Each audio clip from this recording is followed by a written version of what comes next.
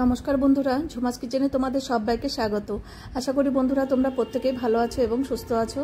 আজকে আমি তোমাদের সাথে রেসিপি শেয়ার করব রোববার স্পেশাল ইলিশ মাছের পাতলা ঝোল আলু বেগুন দিয়ে।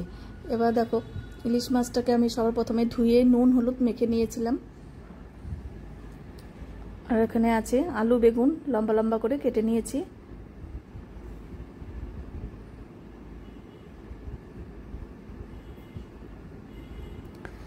এবার মাছগুলোকে ভেজে নেব। সরষের তেলে রান্নাটা করব। তেলটাকে খুব ভালো করে গরম করে নিয়েছি। এবার হালকা করে একটু ভেজে নেব। এবার ভাজা হয়ে গেছে, তুলে নিলাম।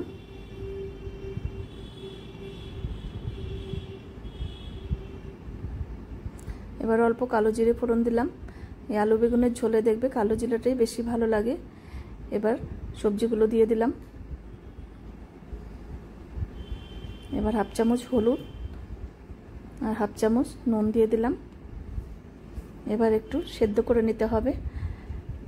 এবার ঝালের জন্য কাঁচা লঙ্কা দিলাম। কাঁচা লঙ্কা ফেলেই রান্নাটা করব। এবার একটু ঢাকা দিয়েছিলাম। ঢাকা দিলে দেখবে খুব তাড়াতাড়ি সেদ্ধ হয়ে যায়। আলুগুলো সেদ্ধ হয়ে গেছে।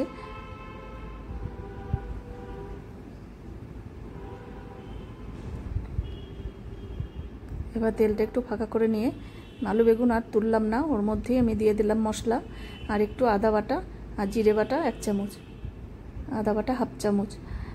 এবার একটু জল দিয়ে দিলাম। এবার কষিয়ে নেব যতক্ষণে না মশলার কাঁচা গন্ধটা চলে যাচ্ছে। এবার কাশ্মীরি লঙ্কার গুঁড়ো দিলাম হাফ চামচ। দেখো কালারটা কত সুন্দর হয়ে গেল।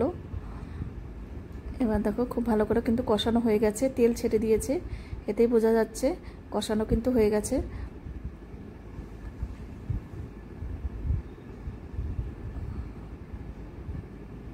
এবার ঝোলের জন্য জল দিয়ে দেব। একদম সিম্পল এই রান্নাটা তোমরা প্রত্যেকেই করতে জানো, তাও আমি কিভাবে করি রোববার স্পেশাল আজকে এটাই তোমাদের সাথে শেয়ার করলাম। এবার মাছগুলো দিয়ে দিলাম। এবার 2-3 মিনিট ফুটিয়ে নেব। ইলিশ মাছ রান্না করতে দেখবে খুব তাড়াতাড়ি কিন্তু হয়ে যায়। দেখো কত সুন্দর একটা কালার চলে এসছে আলু বেগুনের ঝোল। তোমরা যদি সুন্দর সুন্দর রেসিপি পেতে চাও আমার ইউটিউব চ্যানেলটি অবশ্যই সাবস্ক্রাইব করে রাখো। আর যদি ফেসবুক থেকে দেখো পেজটিকে ফলো করো, তাহলে আমি যখনই যা নিত্য নতুন ভিডিও আপলোড করব তোমাদের কিন্তু নোটিফিকেশন পেতে একদমই অসুবিধা হবে না। আলুও সেদ্ধ হয়ে গেছে। এবার নামিয়ে আমি একটা থালায় সার্ভ করে দিচ্ছি।